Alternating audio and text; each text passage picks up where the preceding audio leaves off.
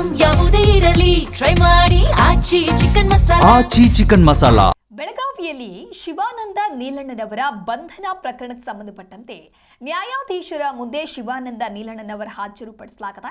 Belagavi sessions court ನ್ಯಾಯಾಧೀಶರ ಮುಂದೆ ಹಾಜರುಪಡಿಸಲಾಗಿದ್ದು 5 ದಿನಗಳ ಕಾಲ ಪೊಲೀಸ್ ಕಸ್ಟಡಿಗೆ ಸದ್ಯ ಜಡ್ಜ್ ನೀಡಿದ್ದಾರೆ. ವಿಚಾರಣೆ ಇನ್ನೂ ಕೂಡ ಬ್ಯಾಲೆನ್ಸ್ ಇರುವಂತಹ ಕಾರಣಕ್ಕಾಗಿ ಪೊಲೀಸ್ ಕಸ್ಟಡಿಗೆ ಜಡ್ಜ್ ನೀಡಿರುವಂತದ್ದು. ಮಾಳಮಾರುತಿ ಪೊಲೀಸ್ ಠಾಣೆಗೆ ನೀಲಣ್ಣನವರ ಶಿಫ್ಟ್ ಮಾಡಲಾಗಿದೆ. ಮಾಳಮಾರುತಿ ಠಾಣೆಯಲ್ಲಿ ಶಿವಾನಂದಗೆ ಇದೀಗ ಪೊಲೀಸರು ಡ್ರಿಲ್ ಮಾಡುವಂತ ಕೆಲಸ ಸಾಗ್ತಾ ಇದೆ. ಯಾವುದೇ ನೋಂದಣಿ ಇಲ್ಲದೆ ಶಿವಂ ಅಸೋಸಿಯೇಟ್ ಸಂಸ್ಥೆಯ ಹೆಸರಿನಲ್ಲಿ ಸಾವಿರಾರು ಕೋಟಿ ಹಣಕಾಸು ವ್ಯವಹಾರವನ್ನ ನಡೆಸಿದ್ದಾರೆ ಅಂತಕ್ಕಂಥ ಆರೋಪಕ್ಕೆ ಸಂಬಂಧಪಟ್ಟಂತೆ ಸಮಾಜ ಸೇವಕ ಹಾಗೆ ಆ ಸಂಸ್ಥೆಯ ಮಾಲೀಕ ಶಿವಾನಂದ ನೀಲಣ್ಣನವರ್ ಅವರನ್ನ ರಾತ್ರಿ ಬಂಧನ ಮಾಡಲಾಗಿದೆ. ಶುಕ್ರವಾರ ರಾತ್ರಿ ಇವರನ್ನ ಬಂಧಿಸಲಾಗಿತ್ತು. ಪ್ರಕರಣದ ಆರೋಪದ ಮೇಲೆ ಶಿವಾನಂದ ನೀಲಣ್ಣನವರನ್ನ ಸುದೀರ್ಘವಾದಂತಹ ವಿಚಾರಣೆಯನ್ನ ನಡೆಸಿದಂತಹ ಮಾಳಮಾರುತಿ ಪೊಲೀಸರು ಬಳಿಕ ತಮ್ಮ ವಶಕ್ಕೆ ತೆಗೆದುಕೊಂಡು ಠಾಣೆಯಲ್ಲಿ ವಿಚಾರಣೆಯನ್ನ ಮತ್ತಷ್ಟು ಮುಂದುವರೆಸಿದ್ರು.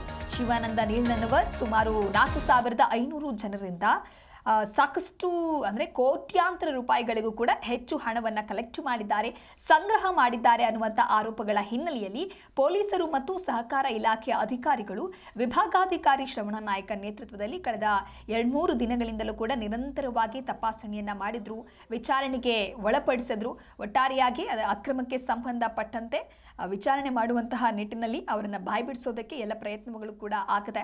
ಅಂದರೆ ಅನಧಿಕೃತವಾಗಿ ಬಡ್ಡಿ ವ್ಯವಹಾರ ಮಾಡಿದಂತಹ ಬೆಳಗಾವಿಯ ಶಿವಂ ಅಸೋಸಿಯೇಟ್ಸ್ ಮಾಲೀಕ ಇವರು ಶಿವಾನಂದ ನೀಲಣ್ಣನವರ್ ಇವರನ್ನ ಬಂಧನ ಮಾಡಲಾಗಿದೆ. ಈಗ ವಿಚಾರಣೆಯನ್ನ ಮಾಡುವಂತ ಕೆಲಸವೂ ಕೂಡ ಸಾಗ್ತಾ ಇದೆ. 50 ಕೋಟಿಗೂ ಹೆಚ್ಚಿನ ಬಡ್ಡಿ ವ್ಯವಹಾರವನ್ನ ನಡೆಸಿರ್ತಾರೆ. ಮೊದಲ ಹಂತದಲ್ಲೇ ಇದು ಕೂಡ ಪ್ರೂವ್ ಆಗತ್ತೆ. ಅದಾದ ನಂತರ 35,000ಕ್ಕೂ ಹೆಚ್ಚು ಜನ ಇವನ ಬಳಿ ಬಂದು ಠೇವಣಿಯನ್ನ ಇಟ್ಟಿರ್ತಾರೆ. ಇಷ್ಟು ಹಣ ಅವನು ಪಡೆದುಕೊಂಡಿರೋದು ಒಂದು ರೀತಿ ಸಾಲದ ರೂಪದಲ್ಲಿ. ಹುಬ್ಬಳ್ಳಿಯ ಉಣಕಲ್ ಮೂಲದ ಶಿವಾನಂದ ನೀಲಣ್ಣನವರ ಜೀವನ ಸಾಮಾನ್ಯ ಹಿನ್ನೆಲೆಯಲ್ಲಿ ಆರಂಭ ಆಗಿರುತ್ತೆ. ಮೆಡಿಕಲ್ ಕಾಲೇಜಿನಲ್ಲಿ ಜವಾನನಾಗಿ ಕೆಲಸವನ್ನ ಶುರು ಮಾಡ್ತಾರೆ.